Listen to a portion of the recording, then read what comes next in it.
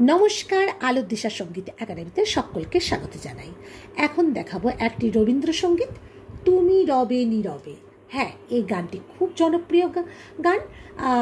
এই রবীন্দ্রসঙ্গীতখানি যখন মানে কি বলবো, জনসাপেক্ষে বলুন বা স্টেজে বলুন, গাইতে গেলে পাশাপাশি স্বর, কর্ণ স্বর, এইগুলো নিয়ে একটা খুব মানে হারমোনিয়াম বাজাতে গিয়ে একটা ভয় হয়, তাই তো।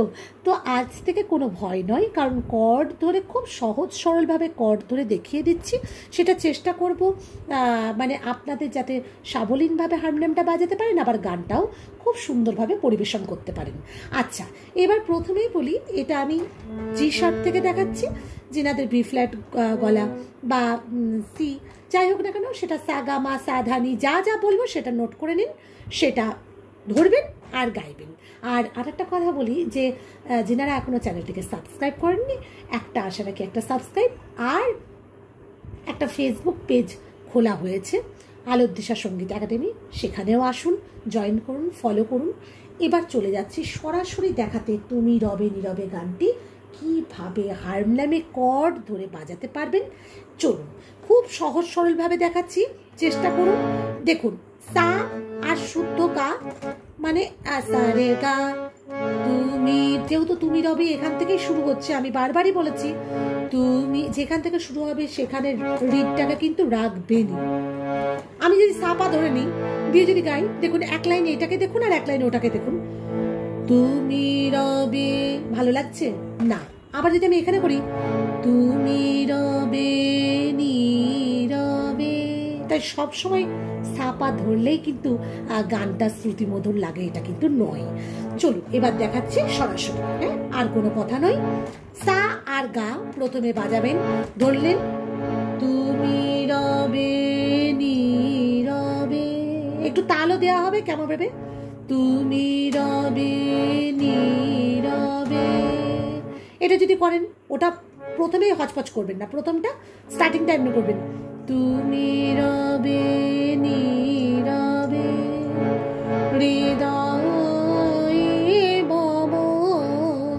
হৃদয় মমটা দেখুন। এবার সা গা দিয়ে শুরু করলাম, তারপরে কি করছি, হৃদয় মমটা কি করছি, সা গা আর পা, সা গা পা, নোট করুন, হৃদয় মমটা করবো সা গা পা পর্যন্ত, হৃদয় মম, তারপরে আবার তুমি রবে নীরবে। তাহলে তুমি রবে নীরবেটা পর্যন্ত আমি সা গাতে শুরু করলাম, হৃদয় মম বলে যে করে টানটা টোটাল সা গা পা দিয়ে শেষ করলাম, হলো নিবৃত। এবার নিবিড় নিবৃত পূর্ণিমা, দেখুন গা সা আর নিচের পা মানে মন্দ্র সপ্তকের পা, তাহলে কি করবেন, গা সা আর মন্দ্র সপ্তকের পা দিয়েই নিবিড় নিবৃত পূর্ণিমা নিশীথি নিশম, হয়ে গেল। আবার তুমি রবে, তুমি রবে নীরবে, দেখুন এবার পুরোটাই জয়েন্ট করে দেখাচ্ছি, তুমি রবে নীরবে, হৃদয় মম, তুমি রবে নীরবে, নিবিড় নিবৃত পূর্ণিমা নিশীথি নিশম, তুমি রবে নীরবে। তুমি রবে নীরবে যখন বলছি তখন কিন্তু হাতটা পায়ের থেকে উঠিয়ে নিলাম, হয়ে গেল না। সাপা ধরবো না, কি করব, মম জীবন যৌবন, এই দেখুন রেটা ধরলাম আর পা ধরলাম, সাপাও ধরা যায় কিন্তু ভালো লাগবে থেকে, মম জীবন মানে রে আর পা, রে আর পা এতটা দিয়ে করলাম। এবার রে পা আর তার সাথে মম জীবন যৌবন, এবার এই এতটা টান, তাহলে এই ওপরের সা ধরবেন, নিচের সা ধরার দরকার নেই, ওপরের সা মানে তার স্বরের সা, আর এটা কি আসছে, এটা আসছে পা আর রে, তাহলে এটা দিয়ে কি করবেন, মম জীবন যৌবন হলো।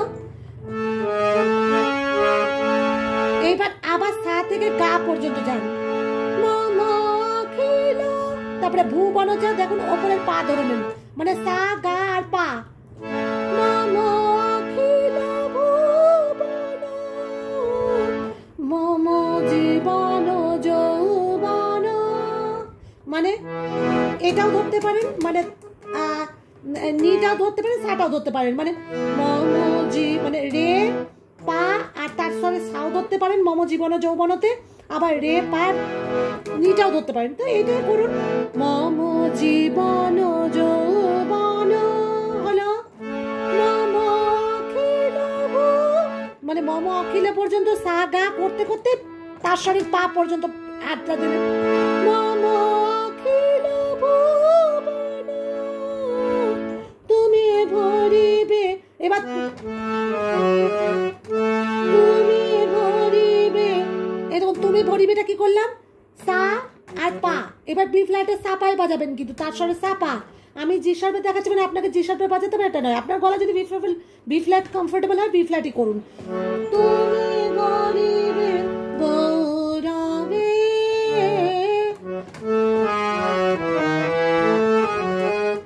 তুমি ভরিবে গৌরব, গৌরবেটা থেকে পাটা হাত দেন, মানে সা ধার পা, তুমি ভরিবে গৌরব, গৌরতে এটা চাই কারণ এখানের মধ্যে সুরটা আসছে, তুমি ভরিবে গৌরবে। এবার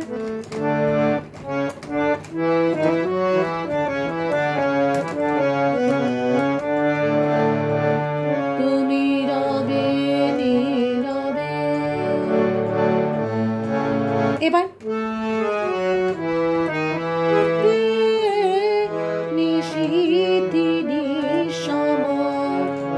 এবার নিশীথি নিঃসমটা কি করবেন, একটু কেটে কেটে দেখাচ্ছি কেন, তাহলে শুনতেও ভালো লাগবে, আপনারা লিখে নেন গা আর পা, নিশীথি নিঃসম তুমি রবে নীরবে, আবার গা আর সাথে চলে যাবেন, হয়ে গেল।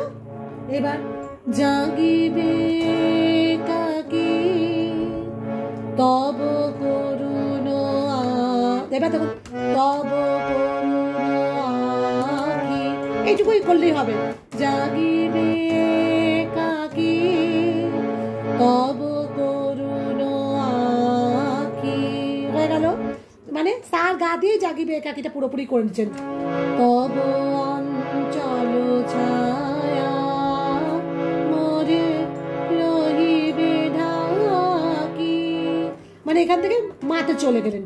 এবার যদি বলেন দিদি আমি পুরোপুরি এটাই সা গা আর পাতে পুরোপুরি করলাম, মা নয় পা, বা পুরোপুরি যদি বাজিয়ে জাগিবে একাকিটা পুরোপুরি সঞ্চয়টা করব, তাই করতে পারেন, তাতেও কোনো অসুবিধা নেই, তাতেও কোনো অসুবিধা হবে না, কারণ ব্যাপারটা হচ্ছে এটা কি করছি, জাগিবে কাকি তব করুণ আখি, তব যখন বলবো মাথাটা একটু নিচু করবো, তব অঞ্চল ছায়া মরে রহিবে ঢাকি হলো। তারপরে মম দুঃখ বেদনা, আপনি যদি মম দুঃখ বেদনা এখান থেকে করতে পারেন, মম দেখুন এখান থেকে কিন্তু আমি আর রেটা বাজাতে বলছি না, মম এটা ভালো লাগবে না, মম দুঃখ মানে গা থেকে পাতে ওঠান তারপরে সাতে ওঠান, মম দুঃখ বেদনা, মানে আভোগটা কিন্তু প্রথম অন্তরার মতো হবে না, মানে অন্তরার মতো হবে না, হ্যাঁ, মানে এই প্রথম অন্তরা বলে তো হয় না, অন্তরা মানে রবীন্দ্রসঙ্গীতে অন্তরাই হয়, আর আধুনিক গানে প্রথম অন্তরা দ্বিতীয় অন্তরা এরকম করে যেমন ভাগ করে নিই, রবীন্দ্রসঙ্গীতের ক্ষেত্রে তা নয়, মানে এটাকে অন্তরার মতন হবে না। অন্তরাতে কি করেছিলাম যে এখান থেকে এইটা এমনি করেছিলাম, কিন্তু এটা গা থেকে উঠছে, মানে গা পা আর সা, মম দুঃখ বেদনা হয়ে গেল, মম সকল, এবার সেম এটা এমনি, মম সকল সকল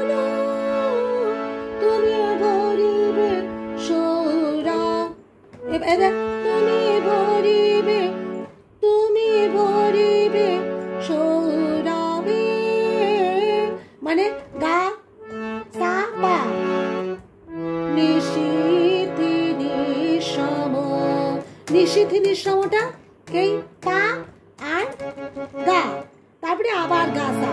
তুমি রবে নীরবে হৃদয়, এবার হৃদয়।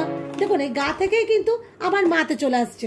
এই মা বলছি বারবার, ভি ফ্ল্যাটের মা তো এটা পা, হৃদয় মানে জি শার্পের পা, হৃদয় মন তুমি রবে নীরবে।